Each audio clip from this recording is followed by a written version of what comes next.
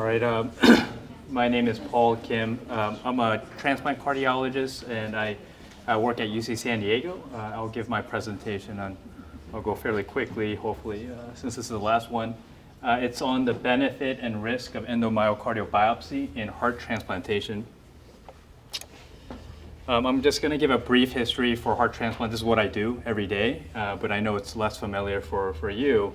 And so heart transplant is not, obviously it's not that new, but it's first done in 1967, in December 3rd, first successfully in a human.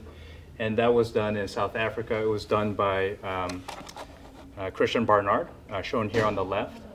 And he was actually, he learned the method from Norman Shumway at Stanford. So I trained at Stanford, so these are stories I would hear almost on a daily basis.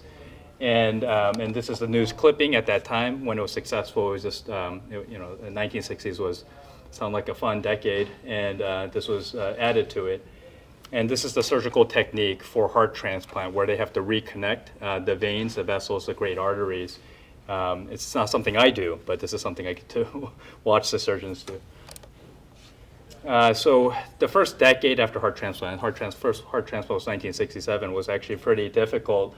Acute rejection was the main limitation for longevity for patients who lived after heart transplant. So the median survival after heart transplant, a major surgery, was 2 years at that time, and so it was very limited. And acute rejection was the main reason for that. And so what we have on the slide here on the left is an example of acute rejection, and this is a pathologic sample, samples that I get of the myocardium, and what you see is a background of myocardium, that's the pink. But the blue is the lymphocytes invading the myocytes, so it's actually causing damage. And so this is 3R, grade 3R rejection. This is what we do not want to see, but this is what we're trying to detect early to improve survival in heart transplant patients. What really led to increased longevity with modern immunosuppressive medications is cyclosporin. Let me see if I can maybe use this here. Yeah. So cyclosporin was the main big driver here that actually improved longevity from 2 years to now 15 years.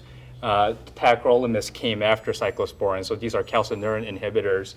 And beyond that, we continue to improve modern immunosuppression up until the late 90s, and that's the immunosuppression that we use now. So it's a 3-drug regimen. It's extended the median life longevity from 2 years to 15 years post-transplant. And it's reduced acute rejection. So it's really been, this is the era that I work in, and I've been trained in the current era. This quote I want to highlight is, this is from even our recent guidelines, and they still mention this, that the risk of acute rejection, and I use the acronym AR for the rest of this presentation here, is highest in the first 6 months after heart transplant. So this is what we're taught, this is what I teach my fellows, and this is kind of the fear we have for rejection and related death. I do want to point out that actually heart transplant, even in the last 5 years, has actually been increasing, which is surprising for a limited supply, why we would continue to increase in heart transplant. It was fairly level in the 2000s. In the past 5 years, you see a lot of growth, more driven by the green, which is us, United States. And so we're driving a lot more heart transplants the last 5 years. One of it is the miracle in terms of hepatitis C cures. So that allows us to have more donors for heart transplant. There's others in terms of technique and donor procurement that allows marginal donors to become adequate donors for our heart transplant patients. So I do want to point out that this is still alive and well for heart transplant and continues to grow. So the procedure that I do is endomyocardial biopsy. It's not the only thing I do, but this is one of the procedures that I do. So what we do is we go through the main jugular vein, and then what I do is I go past the tricuspid valve here to get a piece of the heart, and I usually get about 5 samples of the heart. I usually go for the safest zone, which is right here in the middle, the interventricular septum, and yes, that's how we get the pathologic results. However, as you can surmise, that there's danger along the way. The biggest risk that I worry about when I do this as a proceduralist is causing bleeding around the heart, so causing pericardial effusion. It's one of the main complications that I fear while I do this diagnostic procedure. The other is that, as you can imagine, tricuspid valve can be injured along the way. So when I'm going there, I'm trying to be careful of that. But even as careful as you are, you can cause tricuspid damage. And then also, as you know, we use ultrasound to get venous access, but you can still cause inadvertent arterial injury because the carotid artery is right next to the vein, and it can happen. So as good as and experienced as you are with anatomical anomalies, it can happen. And so those are the three major complications that I worry about that I teach my trainees. There are two main indications for endomyocardial biopsy that I want to point out. So one is called what we call for cause, that there are signs and symptoms that concern us for acute rejection, so AR. And so patients not feeling well, they're feeling short of breath or something that is off. They're doing well otherwise post-transplant, but they're feeling symptomatic. And we would say that's for cause. We're doing it for a symptom. The second reason would be surveillance endomyocardial biopsy. So this is protocol-based. It's a defined schedule. We almost define it after transplant. We schedule them for the next year for biopsies.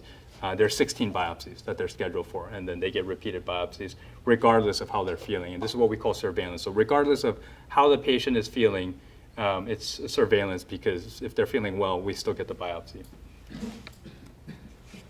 I just want to point out just the general institutional protocols, and these are just other universities. We're not here, but we are very similar to the centers here from Washington University in St. Louis and Kansas, St. Luke's Hospital in Kansas. So these are kind of what I mean by surveillance protocol-driven biopsies. This is focused on after 6 months, but in the first 6 months, there's also protocol biopsies. That's just not shown here. Those are more similar across institutions. This point is to just show institutional variation. Each institution does have a different protocol, but also we used to do surveillance biopsies up to 5 years, actually. This was our practice. And that changed 10 years ago. This is during my training with my mentor's seminal publication in the New England Journal of Medicine, where he showed with a non-invasive blood sample, he was able to replace endomyocardial biopsies. So that was Michael Pham. And that really reduced endomyocardial biopsies after 1 year. And so now we're focused on surveillance endomyocardial biopsies within 1 year. So this is the typical protocol for most institutions. So as I mentioned, there's risk to endomyocardial biopsy. This has been studied before, and the risks are generally quoted to be low. It's 1% to 2%. And so the reported complications are the ones that I mentioned, the three that I fear. There are others that include coronary artery fistula, access site infections, even pneumothorax, and so those are reported complications and something that we look forward to in our study. As I mentioned, typically we go to the right internal jugular vein, but sometimes other access sites have to be used. And I do want to point out that the prior studies, even though they looked at the endomyocardial biopsy complications, they didn't actually evaluate predictors for what predicted biopsy complications. They just reported the outcomes and more descriptive in nature. I do want to point out, so our current data, this is from the International Society of Heart-Lung Transplantation. We have annual publication of our registry data. And even though this is 10 years back by Joseph Stellick, one of my collaborators, this is still very relevant. And to show that infection actually is more the leading cause of death across the board, post-transplant, rather than acute rejection in the recent times. And so I want to kind of point that out. As we give modern immunosuppression, it's always a balance of not overly immunosuppressing, but you kind of get a flavor of likely we're still overly immunosuppressing, and rejection rates as a cause of death are fairly low. One thing I'll point out is, so the studies that have mentioned biopsy complications, they actually never look at how much benefit do you get from biopsies in the current era. And when I say current era, 2012 and beyond now. So we have maybe 4 eras after heart transplant from 1967. And so that was something of interest for me for this study. So the objective for our study was to compare the rates of treated acute rejection as well as endomyocardial biopsy complication in heart transplant patients. So treated acute rejection would represent the benefit, and endomyocardial biopsy complications would represent the risk. My hypothesis at the time starting out was that the benefit-risk ratio would be significantly increased in the for-cause compared to the surveillance endomyocardial biopsy group. So for the two indications that we would see a difference. So the data that was collected was from 2019 to 2022. It was a single center. It was UC San Diego Health. And we collected consecutive endomyocardial biopsy data for that 3-year time period. That ended up being about 3,000 cases that we looked at from 326 unique heart transplant patients. So many of our heart transplant patients got repeated biopsies. Average median would be about 10. So that's how we end up with the total case data. So my team and I, we looked at electronic medical records. We collected 78 variables, including heart transplant recipient and donor characteristics, as well as the endomyocardial biopsy procedural data and its indication and clinical outcomes. We didn't use all 78 variables. Sometimes we may have used it for other studies, but we collected a lot of these variables we used for this study. Endomyocardial biopsies and complications and cause of death were independently adjudicated by 2 cardiologists, myself and Dr. Wedderston. In case of disagreement, we had a 3rd cardiologist intervene and adjudicate independently, and that would be the final determination for whether it was an endomyocardial biopsy associated complication or the cause of death. So sometimes that can be subjective and not clear just by chart review. Endomyocardial biopsy was considered positive for AR, acute rejection, by our standard guidelines for ISHLT. And I won't go into too much more detail here. I can follow up with questions, but this is pretty standardly defined, and that's how we went by for grading. And when we refer to treated acute rejection, we're talking about anytime we have a biopsy results that actually led to meaningful clinical change for immunomodulatory therapy. Again, I won't go way into specifics, but I'm happy to answer that for if there's any follow-up questions. Our focus was we really wanted acute rejection that changed management. We didn't want just acute rejections that diagnosed and not done anything about. So the benefit should be clear change in management. For analysis, I use R. And I use Pearson's chi-square in terms of where there was events greater than or equal to 5. Where there was lower events, then I use Fisher's exact test. I use the generalized estimating equations logistic regression to assess endomyocardial biopsy complications or treated AR as the outcome. And this was to account for the within subject correlation. I use forward model selection for 44 predictors, 44 of the 78, for endomyocardial biopsy complications. And I use Poisson models to test the benefit-risk ratio via using an interaction term. And this also was used to take into account within subject correlation. This is the general demographics of the patient. So this is 325 patients. Of interest, this is a male predominant group, about 80% male. The indication for heart transplant is predominantly non-ischemic cardiomyopathy, so that's been a shift from the 1990s where it was more ischemic cardiomyopathy. The median age being 57 years, and the majority being non-Hispanic white for our transplant patients.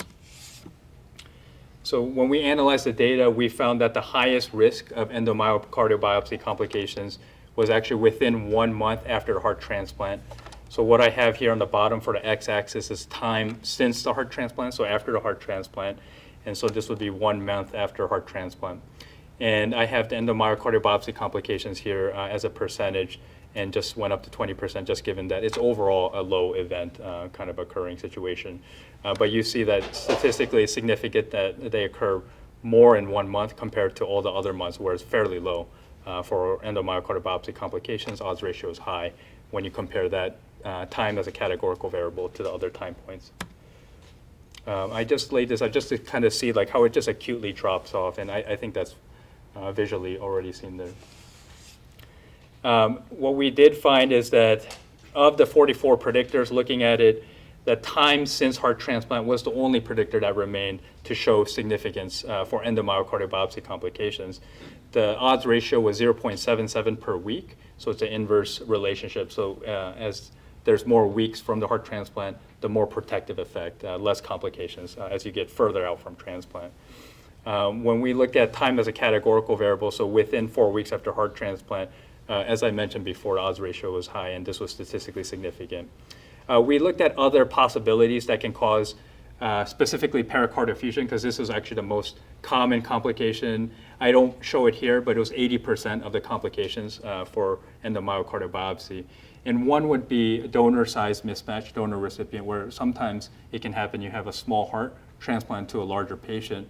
And the theory is that they would have more potential space, so more potential to collect fluid. So it's an incidental finding. Pericardial effusion is not related to the biopsy complication. But we found this not to be statistically significant in terms of association, and the p-value was 0.21. The other variables we tested, and these are not all 44, of course, but the ones that might be of interest to cardiologists or other clinicians were whether different operators made a difference. We found no significance there. We looked at various recipient and donor characteristics, no significance there. We looked at illness at the time of transplant, so we have a united network of organ sharing status, and it's an indirect indicator, like it could serve as a surrogate for how sick they are. And so status 1 being the most sick, status 6 being the least sick. But we did not find that that actually predicted endomyocardial biopsy complication, nor did procedure time, nor training involvement. When looking at the benefit being treated AR, acute rejection, we looked at this and we found that this was actually fairly static across the time points from 1 month to 12 months, but after 12 months it increases, and that's statistically significant. But then when you look at the indication of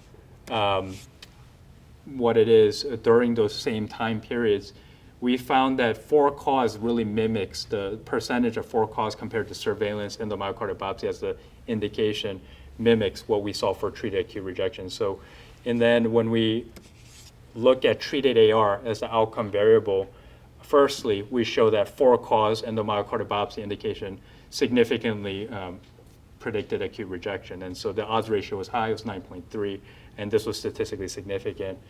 But when you adjust the model for the indication, time since transplant does not predict treated acute rejection. So it's fairly even throughout time. So that's an important point because, as you might recall, I said the first 6 months is what's traditionally taught as having the most treated acute rejection.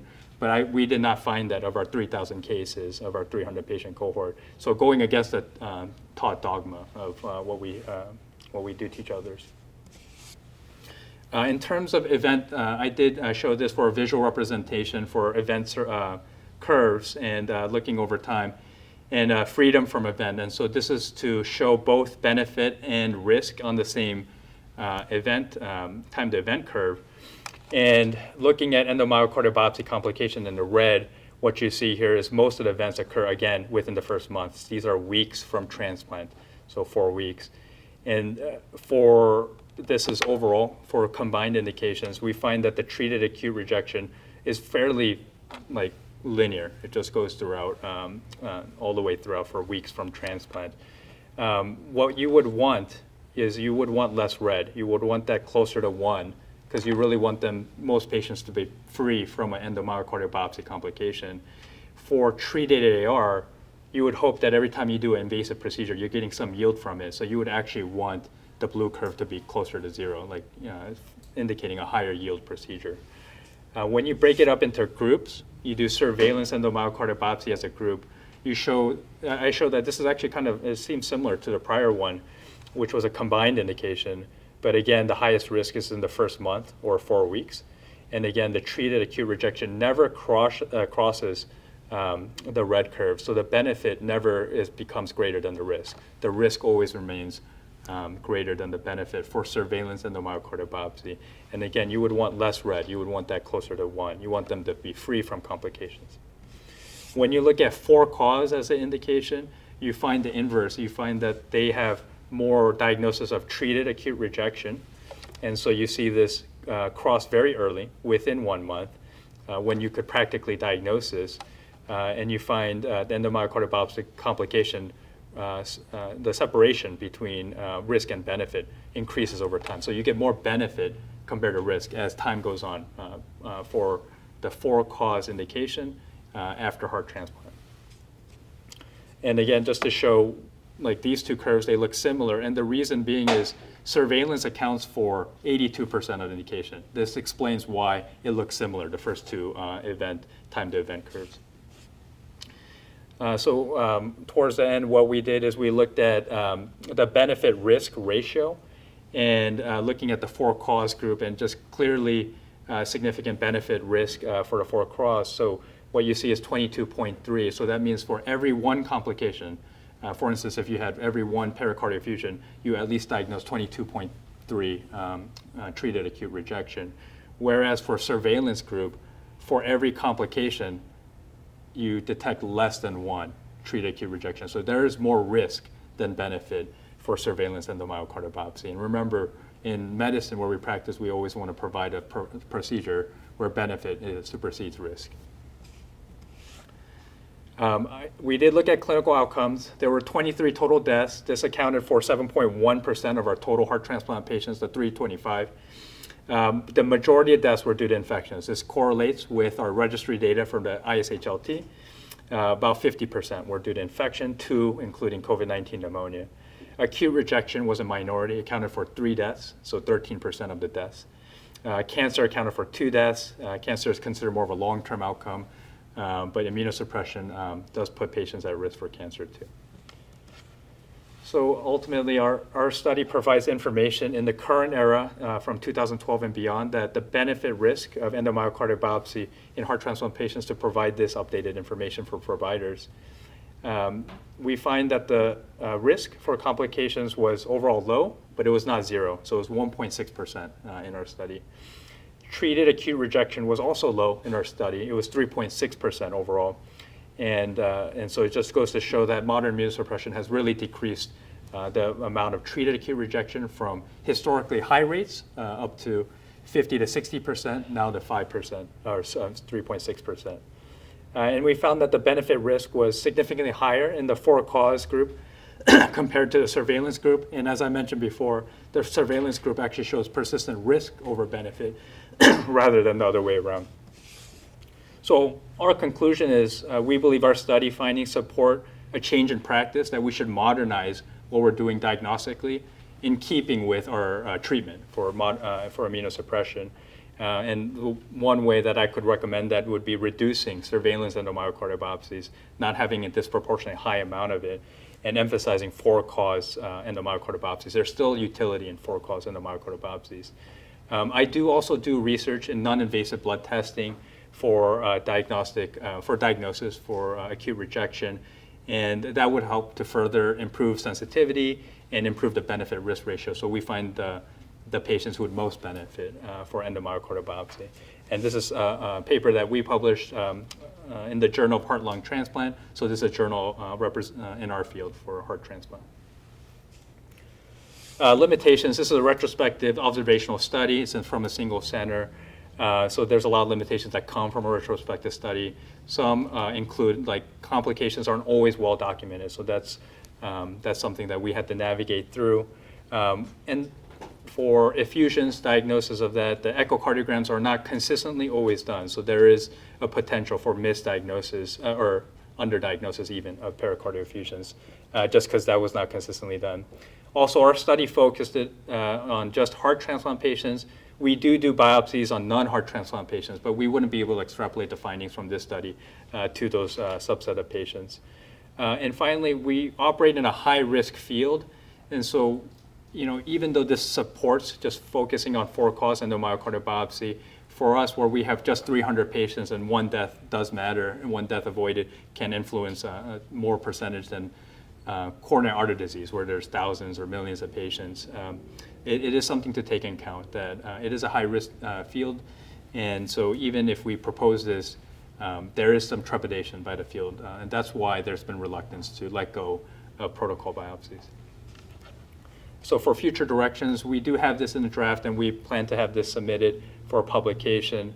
One thing that we could consider is a pilot study where we focus on for-cause endomyocardial biopsy and look at pre and post intervention, what has changed. So that's something that we could look at. Another aspect that I'm interested in is patient experience. What do they, like, a lot of this is from our standpoint, but what do the patients feel, the anxiety that they feel for procedures that they have. And then we have other variables that we collected. So there is other heart transplant research along the way that we look to analyze and hopefully publish. So that's the conclusion to the talk. I really want to thank everyone who made this possible, including Vinny, who really led this research for our team, collecting the data, Nick Rogers, Dr. Weatherston, and Dr. Vida, who really was instrumental for the statistical analyses, and Dr. Tada, Melissa, and Bryn. Also the CREST MAS program, where this truly transformative and learned a lot from my 2 years, just learning from the courses. And these are the instructors that I work closely with, and just really appreciate the opportunity here. So thank you.